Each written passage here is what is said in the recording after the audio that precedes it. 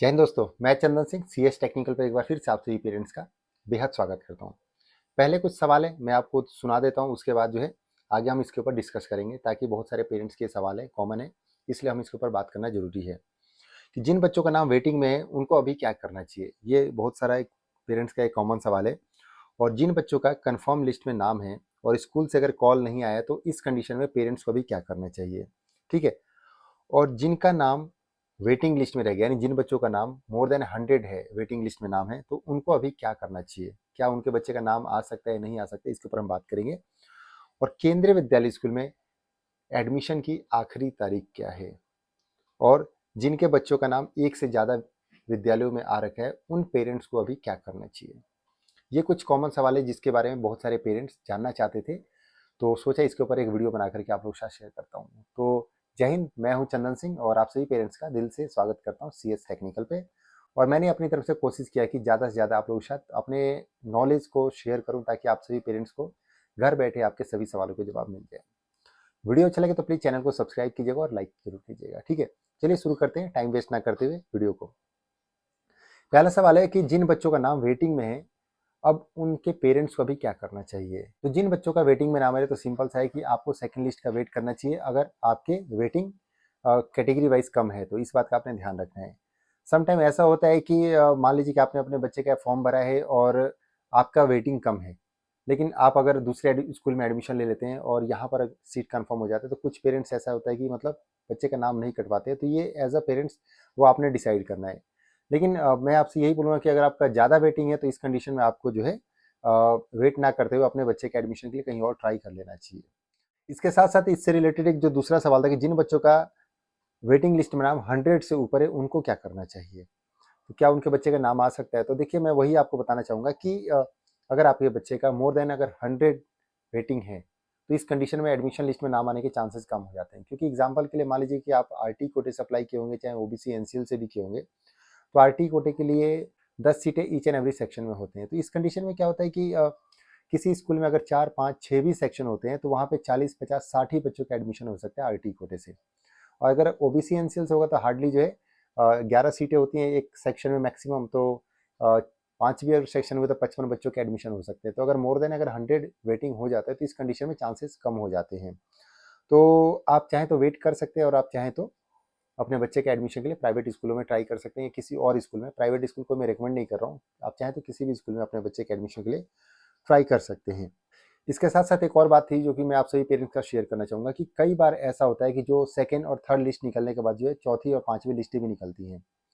तो कई बार ऐसा होता है कि जब लिस्टें निकल जाती हैं और मान लीजिए कि मई जून का टाइम आ गया और सभी लिस्टें निकल करके बच्चों के एडमिशन हो गए, और बीच में अगर कोई सीटें वगैरह खाली होती हैं, तो अगर कोई सीट खाली होता है तो उस टाइम पर ये सीक्वेंस को फॉलो नहीं किया जाता है जो वेटिंग वाला होता है ना, क्योंकि उस टाइम पे बच्चों के एडमिशन हो चुके होते हैं।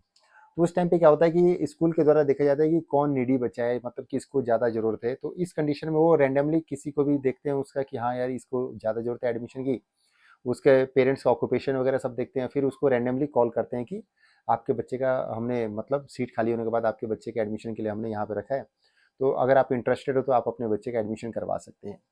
तो इस कंडीशन में क्या होता है कि बहुत सारे पेरेंट्स अपने बच्चे का एडमिशन करवा लेते हैं और बहुत सारे स्किप कर देते हैं। रीज़न, क्योंकि अपने बच्चे कहीं ना कहीं वो एडमिशन करवा चुके होते हैं।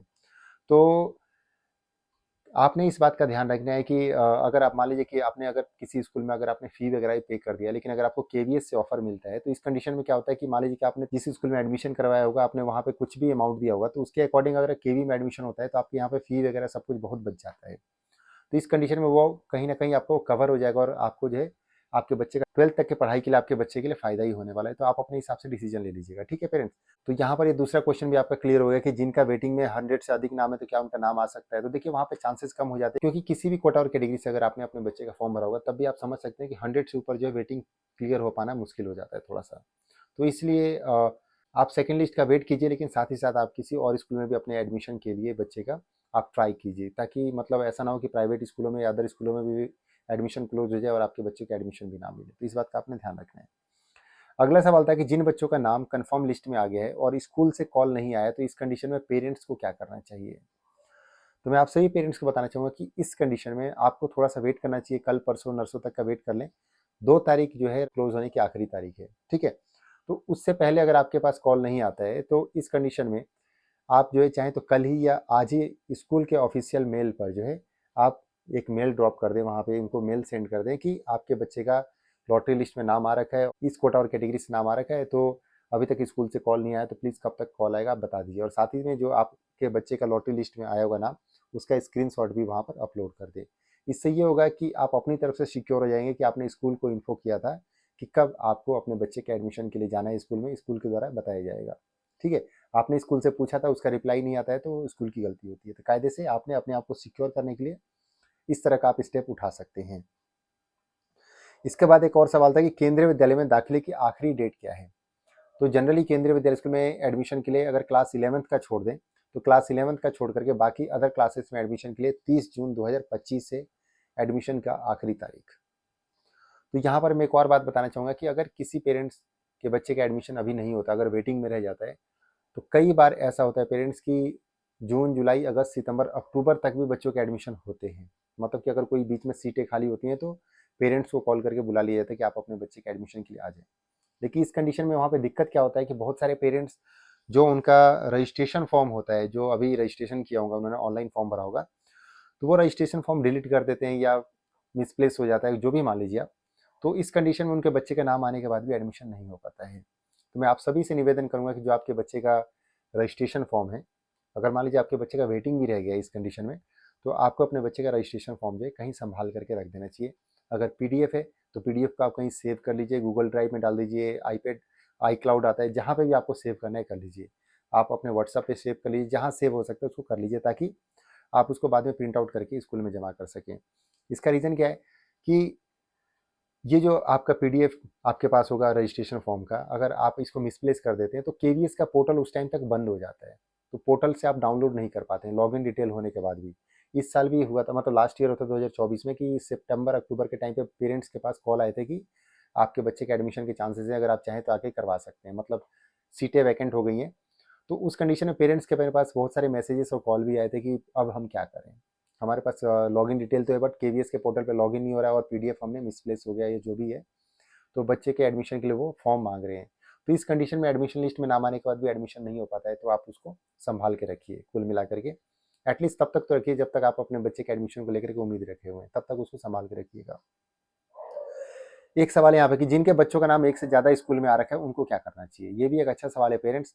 तो मैं आपको बताना चाहूँगा कि जिन पेरेंट्स के बच्चों का नाम एक से ज़्यादा स्कूल में आ रखा है, तो आपने वो डिसाइड करना है कि आप किस केवी में अपने बच्चे को पढ़ाना चाहते हैं। जाहिर सी बात है कि अगर आपने 3 स्कूलों में एडमिशन के लिए अप्लाई किया है या एक से ज़्यादा विद्यालय में अप्लाई किया है, तो कोई एक नियर बाई में होगा, कोई एक थोड़ा दूर होगा, कुछ ऐसा होगा कोई सीन, और किसी का कोई रास्ता सही नहीं होगा या खराब होगा या किसी का रास्ता अच्छा होगा। तो आपने अपने हिसाब से इस बात का डिसीजन लेना है कि आपको कौन से विद्यालय में एडमिशन करवाना है। ठीक है, कई बार ऐसा होता है कि आपने 3 विद्यालय में एडमिशन के लिए फॉर्म भरा है, एक में नाम आ गया, बाकी सब में वेटिंग है, तो इस कंडीशन में क्या करना चाहिए, तो ये भी मैं आपको बता देता हूँ कि इस कंडीशन में आपको पहले वाले स्कूल में आपको एडमिशन लेना है। बाकी सेकंड लिस्ट में अगर दूसरे स्कूल में नाम आ जाता है, अगर वहाँ पे आपको एडमिशन चाहिए तो यहाँ से आप नाम कटवा करके वहाँ पे एडमिशन ले लेंगे। ट्रांसफ़र नहीं होगा, आपको फ्रेश एडमिशन लेना पड़ेगा वहाँ पे, इस बात का आपने ध्यान रखना है। तो कुछ ये महत्वपूर्ण सवाल थे जो कि बहुत सारे पेरेंट्स मुझसे पूछ रहे थे, तो सोचा इसके ऊपर एक वीडियो बना करके आप लोगों के साथ शेयर कर देता हूँ। तो आई होप कि इन क्वेश्चंस की वजह से आपके बहुत सारे डाउट्स क्लियर हो गए होंगे और बहुत सारे पेरेंट्स के डाउट्स क्लियर हो गए होंगे। फिर भी किसी पेरेंट्स का कोई सवाल रह जाता है तो प्लीज़ आप मुझे कमेंट बॉक्स में कमेंट कीजिएगा। कोशिश करूँगा आप सभी पेरेंट्स के सवालों के रिप्लाई करूँ। अगर रिप्लाई नहीं भी कर पाता हूँ तो मैं डेली लाइव सेशन करने की कोशिश करता हूँ, तो आप उसमें अपने सवाल मुझसे पूछ सकते हैं और आपके सवालों के जवाब देने की कोशिश करूँगा। तो और ऐसे इंफॉर्मेटिव वीडियो के लिए सीएस टेक्निकल को सब्सक्राइब करें, साथ ही साथ Telegram, Instagram, Facebook, WhatsApp page का लिंक आपको वीडियो के डिस्क्रिप्शन में मिल जाएगा। तो आज के लिए बस इतना ही, तब तक थैंक यू, बाय बाय, जय हिंद।